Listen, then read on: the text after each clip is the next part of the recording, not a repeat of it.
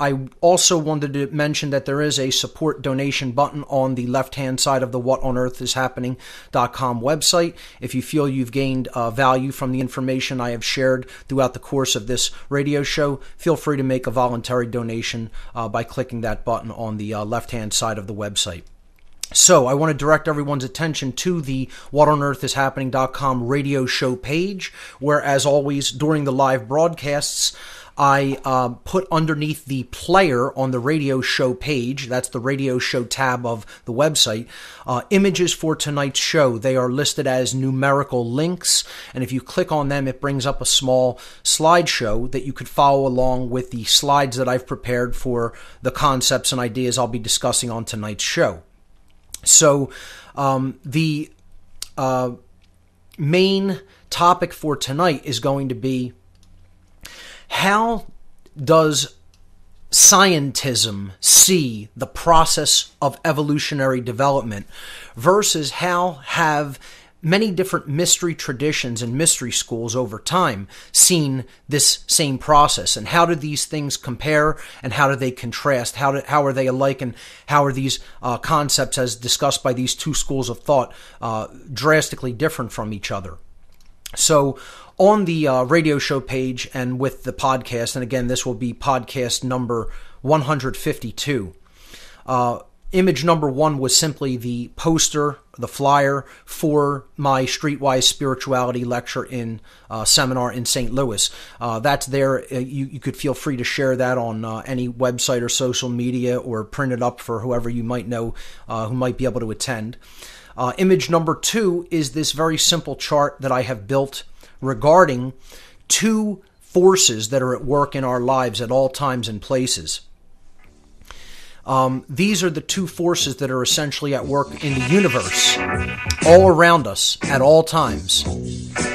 One is the force that moves us forward. One is the force that holds us back. We'll pick that up on the other side of the break. We'll be right back. The topic for tonight's show is how the ancient mystery schools saw the force of evolution, and how their worldview regarding this force was different than the way scientism sees the evolutionary force at work in the world, specifically through the theories of Charles Darwin and how that's been applied in our modern world, particularly through what is known as social Darwinism. So slide number 2, I made a very simple chart, or just a graph of these two forces and what they involve.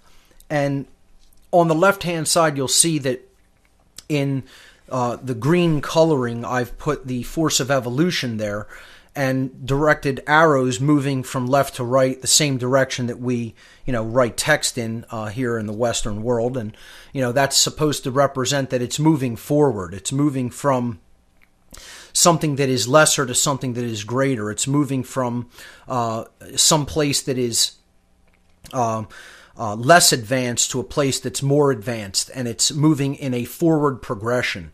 So that's really what evolution is all about. It's about forward movement. The word itself comes from the term to unfurl or to unfold. To roll out is literally what the word means. It means to roll out. Okay? So evolution is an expansive force in creation. And, just as a brief aside, I just want to say I'm covering this topic because it seems that the universe wants me to really talk about this because of synchronicities that have happened to me in my life over the past several weeks. Everything keeps coming back to people's view of what real evolution is in my life when I'm speaking to people. And it seems that one of the major things that is holding back people's worldview in life and holding them in a state of mind control and unconsciousness is their completely erroneous notion of what evolution is based on their religious acceptance of the Darwinian theory of evolution. Proposed and propagated by scientism. And when you see how rigid how absolutely rigidly they are attached to this belief system. And it is only a belief system because it is only a theory and has never been 100% factually proven scientifically. As I said last week on the show, macrobiological Darwinian theory has never been borne out in the fossil record. It is still only a theoretical approach to how biological organisms propagate themselves into the future and preserve their genes and advance their genes. And while I would say that I tend to agree with some of the concepts contained in Darwinistic theory, like adaptation, natural selection, things like that, I don't subscribe to macrobiological Darwinian evolutionary theory that propagates the notion that a species becomes a completely different species, and then there's a bunch of transitional fossil species in the fossil record. The reason I don't subscribe to that is because the main thing that would espouse and support that theory would be evidence in the fossil record. There would be many transitional species found in the fossil record for all kinds of species, and the evidence just doesn't support that claim, especially for human beings, most of all for human beings. There is not one bone in the so-called hominid ancestors of humanity that is present in any human skeleton that has ever been uncovered on the face of the earth. Okay? So there's many more reasons why I feel it doesn't hold as much water as people think that it does and put as much faith in it as other people do, which we will get into in the future. But the reason I'm bringing this up is because the topics that I'm going to go into in the future on this show, coming in future weeks, are going to be very dependent on a view of evolution. It is going to be about what is better, what is worse, what really propagates progress, what really holds back progress. These are really the forces that we're talking about as have been taught by, again, ancient philosophical traditions, ancient wisdom traditions.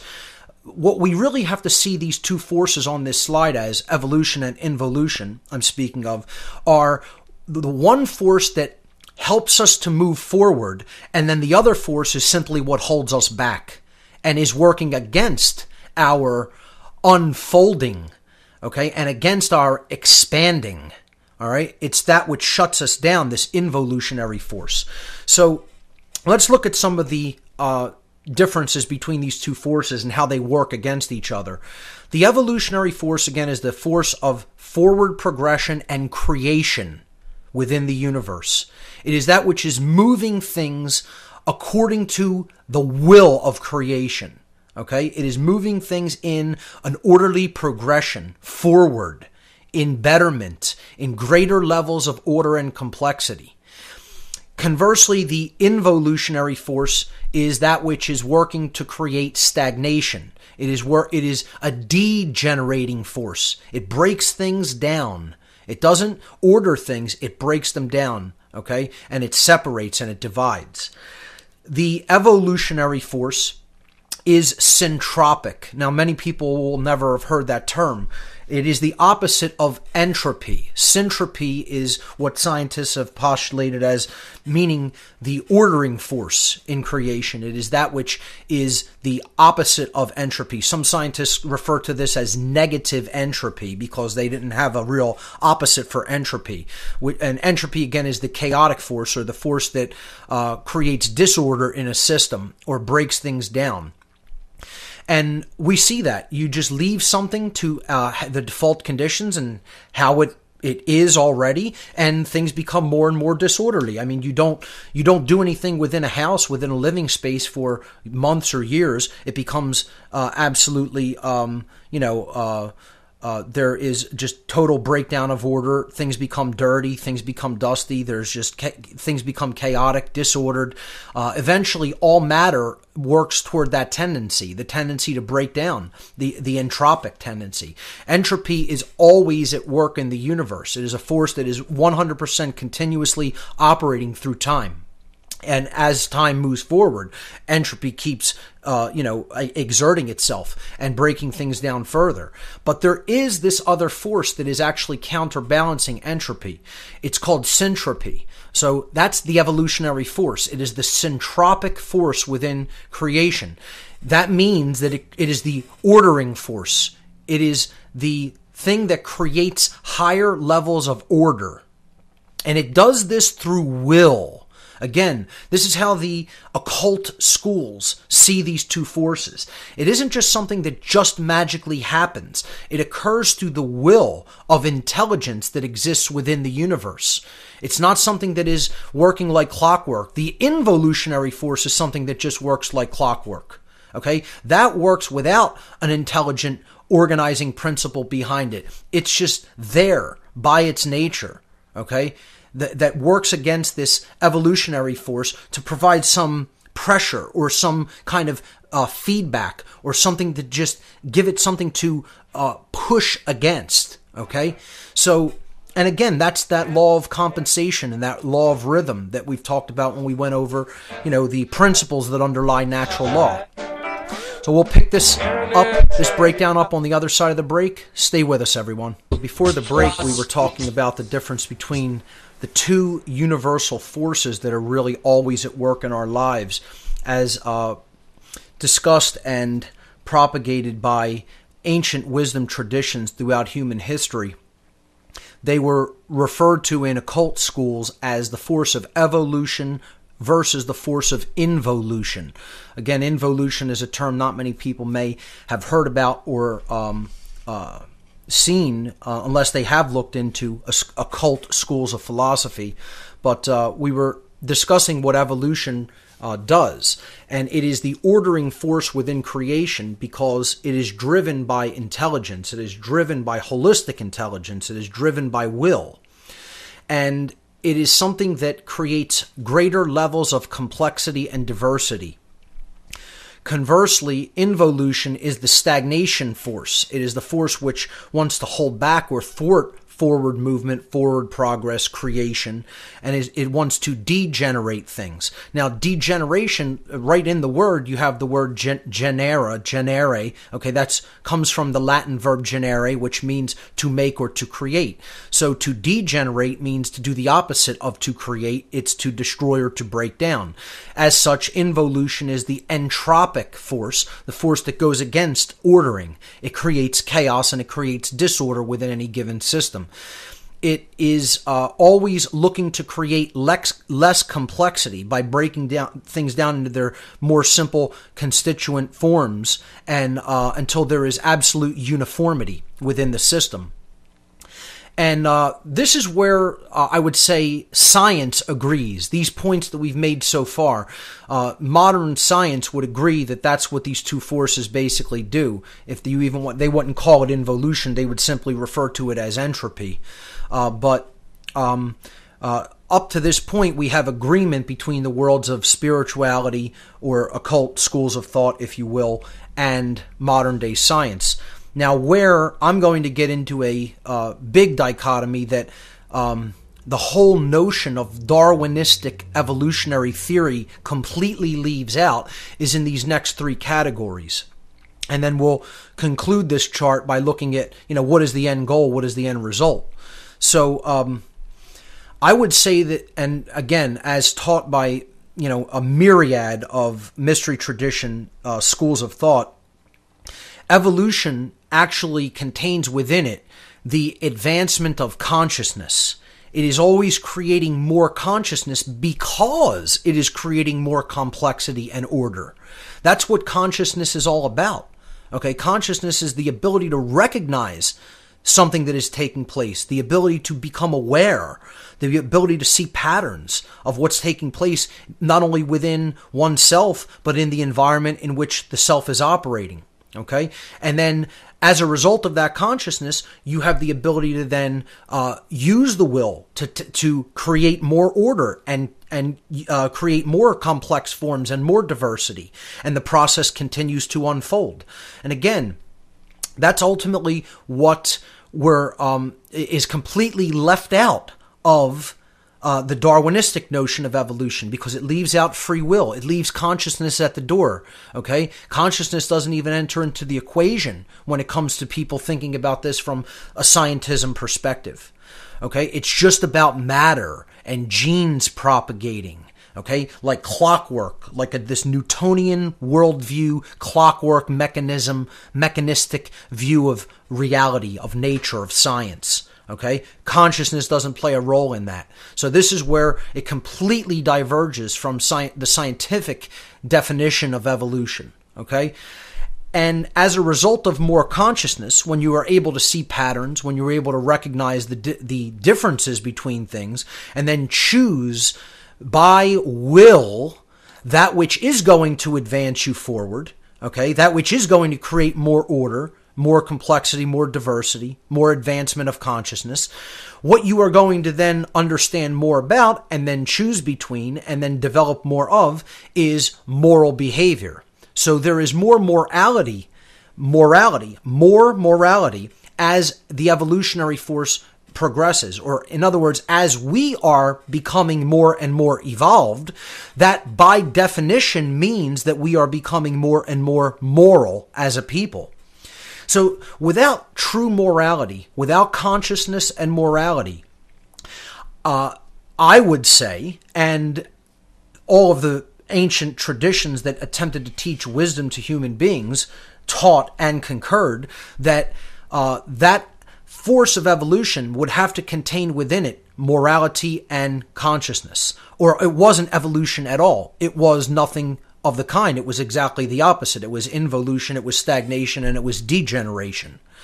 So again, this is where Darwin and the theories and the people who have adopted his theories and have propped up his theories as religious dogma will never touch, will never go near.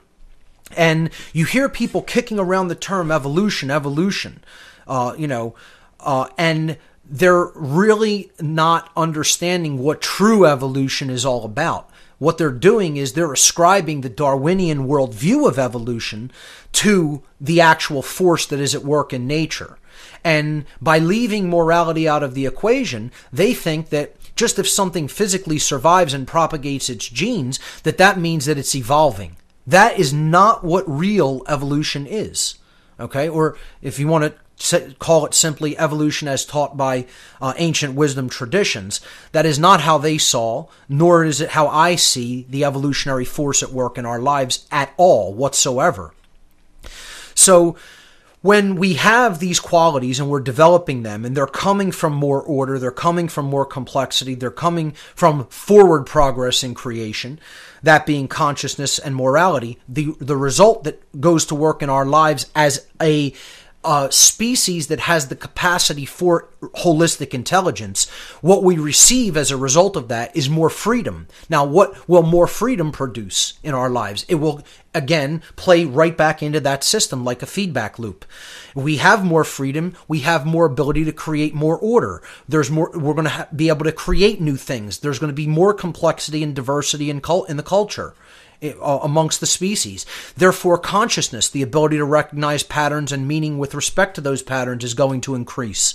And as such, we're going to be able to more clearly see the difference between right and wrong, and then choose the right over the wrong, and increase morality, and then keep increasing freedom as a result. You could see this is a snowballing effect, or it is a feedback loop that feeds back into itself. Okay? Conversely, the force of involution does exactly the opposite. It is always breaking consciousness down through fear, because that's what it does. It breaks things down. It is the entropic force, which ultimately creates nothing but chaos, and it creates less complexity, okay? And it breaks things down into their constituent elements, okay? And when we're applying this in the sense of consciousness, what that means is it's always instilling greater amounts of fear. So therefore, there is less consciousness. There is less ability to recognize patterns and meaning. And therefore, people are not going to be able to distinguish things because they're not going to be really thinking clearly. Okay? And again, these things that I've put in brackets here, okay, to make this very clear, these are the forces, once again, or the qualities, I should say, regarding these two forces that are left out by scientism, by the Darwinian view of evolution and or involution and or entropy, if you want to call involution entropy. And these apply to beings with the capacity for holistic intelligence. I want to make that absolutely abundantly clear. Should have put that on the slide, but again, I just wanted to make this a simple chart without, too much clutter. Okay? The things that are in the brackets apply to intelligent beings. They don't apply to the beings with less complexity and more uniformity. That's why they don't apply to single-celled organisms. Okay? Single-celled organisms' goal is to evolve eventually into a point where they develop more complexity, more diversity, and evolve to larger beings. Okay? Therefore, they would have the capacity for more consciousness.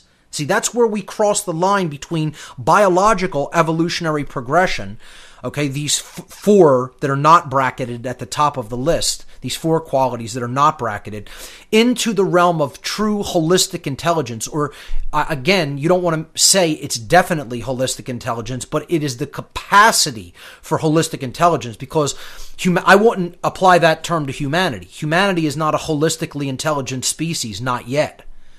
Where some of us are trying to work our way toward that end goal, to become a truly holistically intelligent being, okay, and then propagate that to all other beings in our society and make it a truly holistically intelligent society. But that's not what we are right now by any stretch of anybody's imagination. If you think that, I think you're an extraordinarily naive human being.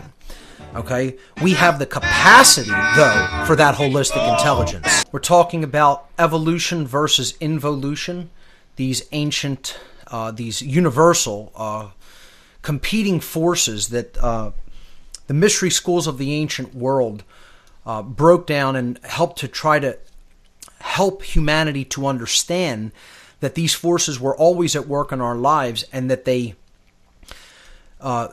governed the free will decisions regarding how we choose to behave and what we get as a result. Okay?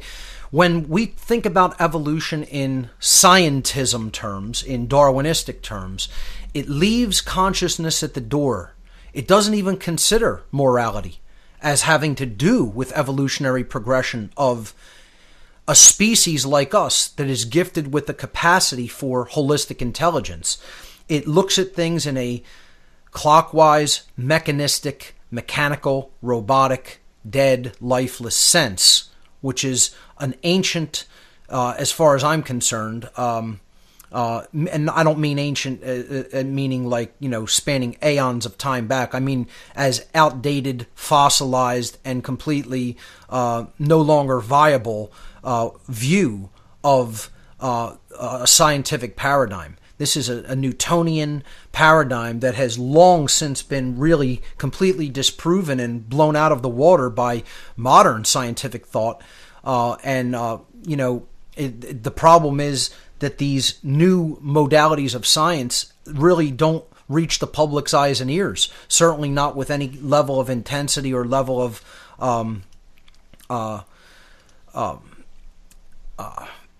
import, that they need to be reaching people. So when a new science emerges in the modern world, it usually takes somewhere between 15 and 20 years for people in the public to even really hear about its findings. And that gap is now widening. It's not shortening. As science, moves forward and progresses and starts to learn new things about how the world really operates, more and more people are trapped in old worldviews and old notions that have long since been disproven. And, that gap is now probably closer to 25, 30, maybe even 40 years. Amazingly, even in the information era. So, to go back to this chart that we were breaking down, this is image number 2 on the whatonearthishappening.com radio show page or with the podcast. The three fields here that we're looking at that completely diverge when it comes to seeing evolution in the occult sense versus seeing evolution in the modern day scientism sense is consciousness, morality, and freedom. Does the evolutionary force have to do with these qualities of human beings, of human behavior? And I would suggest that they absolutely have to do with those qualities, 100%, definitely. The more consciousness, the more morality, the more freedom, the more we are moving forward. That's what it means to evolve and progress. Okay? And that's what advances human beings' survival, or the survival of intelligent species, or again, species with the capacity for true intelligence. Okay? So, the involutionary force, conversely, when there is less consciousness, that is, unconsciousness at work, not being able to see the patterns, being rooted in fear, and then not being able to really tell the difference between things, to distinguish, to discern, okay, which is what real higher order thinking is about. It is about discernment and being able to make a delineation between things that are truly different from each other. And we need to do that when it comes to behavior, when it comes to right versus wrong behavior, which we've talked about endlessly here on this show. When we do that, there will be more freedom if we choose the right over the wrong. Conversely, if we are allowing involution to take its course and we're not evolving our consciousness, we are not progressing in morality, that will result in less freedom. Okay, this is the law of freedom at work through natural law. As morality increases, freedom increases, and as morality declines, freedom declines. Ultimately, and where this branches back into, I guess you could call it an agreement of scientism, is that the evolutionary force is what advances survival, and the involutionary force, or the entropic force, is what advances extinction or prevents survival. But what I want to bring up here is just survival, the ultimate goal of evolution. See, is physical survival the ultimate goal of evolution? I agree that survival is one of the goals of evolution, but it is survival in a more advanced form, okay? Not just biological survival in completely entropic and disorderly and chaotic and conditions that promote more and more suffering. And really, if you're just biologically surviving in conditions like that, is that true evolution? Is that true progress? Is that forward progress? I would certainly state no, it is not forward progress. It is anything but. So when you get rooted in the whole, it's nothing about propagating genes thing, okay, which is what I am hearing more and more about what people think evolution is. It's only about propagating our genes. It's only about propagating DNA. It's about natural selection so that the genes can be propagated into the future, in the future time. Well, that's not necessarily what evolution really means, ladies and gentlemen. It doesn't just mean biological survival. Something can be biologically surviving and degenerating simultaneously. The true meaning of evolution is forward progress. You are progressing from the simple to the complex. You are progressing from the uniform to the diverse. You are progressing from less consciousness to more consciousness. You are progressing from less morality to more morality. You are progressing from less understanding to more understanding. You're progressing from animalistic behavior to truly civilized human behavior. You're progressing from less freedom to more freedom. You're progressing from less willpower to more willpower. And I could go on and on. There is a distinguishment. There is a delineation. There is one thing that is not as good and one thing that is better. It is about forward progress from the bad to the good, literally. And there's so many people who are trapped in this Darwinistic worldview when it comes to what this force means, that it only means the propagation of biological material. Anything can do that. That doesn't necessarily mean it's more evolved. Just because it's survived doesn't mean it's evolved. Once again, can't you imagine the condition where something survives and degenerates or stagnates, even though it's continuing to survive? What's the point of survival if you're not really making forward progress in consciousness, if you're not making forward progress in morality? I would certainly say you're not truly evolving then if that's the case. And this is how the ancient wisdom schools taught evolution to their acolytes and adherents. They were trying to explain there's biological evolution, that's at work, but only up to a point. Then when something develops the capacity for true intelligence and being able to choose and developing true free will, you're not just a creature of biological instinct. You're more than that. You've developed the capacity for holistic thought, both logical thought, reasoned thought, mathematical and scientific thought, as well as intuitive thought, creative thought, compassionate thought, nurturing thoughts. Okay? They're both of these forms come together to create intelligence. That's why people in the modern world and in scientism, unfortunately, only equate mostly intelligence with intellect in the modern day. They have intelligence quotient, and it's all about verbal and math skills. Well, where's the compassion? Where's the creativity? That has nothing to do with holistic intelligence. That's intellect quotient. An IQ test. That's what it should be called. It shouldn't be called an intelligence quotient. It should be called an intellect quotient. Then it would be highly more accurate. But you're leaving out the right brain hemisphere. You're leaving out the feminine component to the consciousness. You're leaving out the right brain qualities. You're leaving out creativity. You're leaving out compassion. You're leaving out nurturing. You're leaving out intuition. You're leaving out common sense. You're leaving out morality. Okay? So that's where the word generare, to create, comes from, the creative side of the mind. That's why you have to put that together with the intellect to create intelligence. Intella is intellect and gens is creativity. That's why it's called intelligence, ladies and gentlemen. It's right there in the word. So we'll pick this up and move forward with a discussion about genetics versus epigenetics when we come back after this quick break. We'll be right back. I'm your host, Mark Passio. My website, whatonearthishappening.com. Into the second hour of tonight's broadcast. We'll take some calls after I wrap up with a couple more slides. I don't have too many more slides, but I just want to breach the next topic, which is genetics versus epigenetics. And this ties hand in hand with evolution versus involution. And there's a reason I'm bringing this up, and hopefully in future weeks this will make a whole lot of sense why I did this at this time. I know people are really hungry to hear more information on human interaction with non-human intelligence, and I am going to get very deeply into that on future shows. This topic, however, is going to play essentially into that information and knowledge, okay? Because what I'm really going to be talking about and postulating and looking at evidence for by many researchers who have uncovered evidence throughout time, by ancient scriptural texts that have been left down, meticulously preserved and handed down from generation to generation by our ancestors to tell us stories about what happened in our ancient past. I'm going to be telling a overall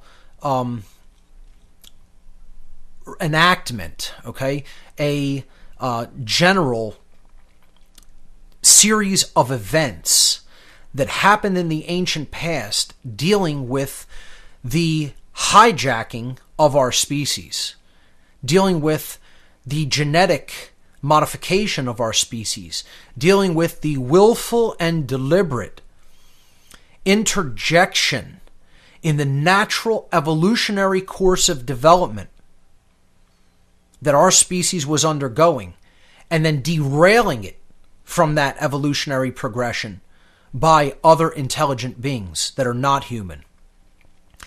And again, there's a lot of ancient accounts that discuss this. And there's a lot of evidence for it in the ancient world and in the modern world as well. The problem is people have a particular worldview that they're attached to. And therefore, they don't want to look at the evidence. They don't want to look at any evidence. They want to say, I have a religion and this told me all about where we came from. And therefore, evidence be damned. Or they want to say, I follow science. I'm a worshiper at the altar of scientism. The priests in the white lab coats didn't tell me anything about that. You know, I never heard anything about that from my anthropology professor. And you're not going to either. Because they're paradigm protectors. They're people out there trying to protect a paradigm. All religionists are. Every religion wants to protect its paradigm. They're not interested in truth. Truth is the last thing anybody who's an adherent of religion wants. They don't want truth. They want reinforcement for their religion. They don't want to look at where the evidence leads. They don't want to adjust their worldview accordingly based on new evidence being brought to light. They just want to say, this is what I believe, because this is what makes me comfortable. This is what I'm most comfortable hearing. Even if the truth is highly disturbing, the people who really are seeking truth will go there. And they will take it in. And they won't accept it blindly. They'll look at the evidence. They'll filter it. They'll decide, does that make sense? Does that fit? Or is that contradictive? And does it not fit? That's what the process of truth discovery is all about. It's about going where the evidence leads, looking at what's actually there, not just believing in something. And unfortunately, modern science has become just another religion. That's why I call it scientism and not real science. Because these people are just protecting a worldview. They're not going where evidence leads. They're not looking at what's there. Often what happens in anthropology and archaeology, if actual real-world physical evidence contradicts the long-standing stories of these traditions, you know what happens to it? It gets buried. Not literally buried back in the ground, but it gets buried in a basement in some university, museum, or some historical museum somewhere. Never to be seen again, Put in a box marked as an anomaly. A couple of researchers had ever had their eyes on it. This doesn't fit in with our paradigm. We have no mechanism for explaining this anomaly, and therefore can't show that to the public. No way.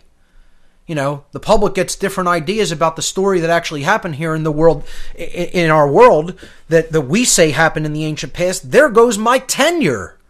Can't have that. My paycheck would dry up. I might have only one Lexus in the garage instead of 3. How dare we go where the truth leads, where the evidence leads? Not possible. This is the ego that currently controls science, ladies and gentlemen. They're not conducting real science. Never have been. Never have been. It's a religion just like any other.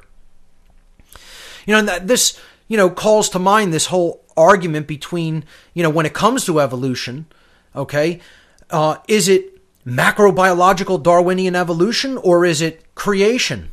Did God just make it all happen? Never thinking that there's some third position or a fourth or a fifth or a sixth. It's just these two dichotomies, these polarities warring with each other that do nothing but ultimately create more strength from the paradigm protectors, just to keep more and more people off the path of truth. That's all it's really about. That's all protecting these two paradigms of Darwinian macrobiological evolution versus, God did it all, suddenly, spontaneously, spontaneous creation. We don't want to think that evolution could just be a continuous force beginning from, time immemorial, forever, forget having no beginning, forget a beginning, and just progressing continuously, and simultaneously working against it is a counter force, a counterbalancing force that occultists have termed involution. And what it's all about is consciousness, and consciousness can have ebbs and flows. Consciousness can have peaks and valleys to its wave of propagation. We can become more conscious at one time and then less conscious at another, depending on what happens, depending on what ideas were propagated, depending on what may have happened to us in relationship to other species, depending on what natural events may have occurred on the planet that we happen to be living on. All of these factors play into things. We don't want to look at it holistically like that. We want to say real simple, oh no, it's just a mechanized force, or God did it all. See how childish and unidimensional that is? I personally think it is, but, a lot of people are just rigidly attached to their belief systems. And that's all I'm here to do. I'm trying to put something out there to get people to see something in a little bit different of a perspective. And maybe that perspective might make a whole lot more sense than anything that they've been clinging to and believing in all these years. Maybe it just might. Let's go right to the phones in this segment. Let's hear from Dylan in Washington. Dylan, you're live on What on Earth is Happening. What do you have for us here tonight? Well, I got two things, and your Involution slide here popped something into my head. I majored in chemistry in college. Yes. And I wouldn't necessarily call myself a chemist because I believe I got taught a bunch of crap. But you mentioned that modern science seems to have both this entropic and syntropic concepts, and it seems to fall out of the way when we get into this Darwinian evolution thing. And I just remembered my science classes, there was this huge push, and I didn't take a lot of physics because this is more in physics than it is in chemistry. Right. That there's only entropy. Yes. Everything is getting more and more disordered, and there's nothing we can do about it. And the fact that we're all alive is totally incomprehensible. Yeah, and nothing could be further from the truth, because there certainly is an ordering force within creation. It's called consciousness. It's called will. It's called true care. You know, it involves everything that we are capable of if we put those gifts to use. If we put those gifts of creation to use, we can become a syntropic force within creation through our consciousness.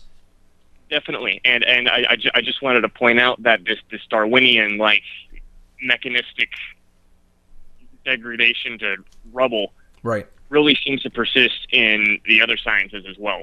Yes, absolutely. Yeah, I agree, and that's a really great point.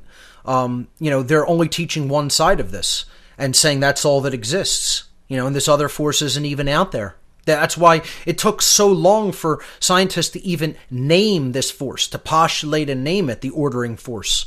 And it's been called syntropy or extropy. Some other scientists refer to it as extropy. I like the force of syntropy, the syntropic force, personally. But I just call it the ordering force. That's all. It's the force that has intelligence as its underlying ordering principle. That's how I look at it. Mm-hmm. So, really great point. Did you want to say anything else? Yes. Sure. The second thing I wanted to bring up was, you haven't gotten too far into epigenetics yet. Right. But maybe if you don't want to answer this quite yet and do it a little bit later. No, it's okay. Go right ahead.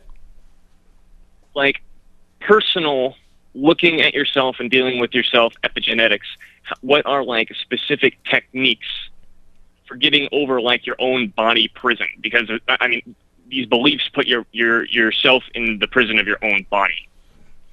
Sure, because they'll curtail certain behaviors, they'll curtail actions that you could be taking.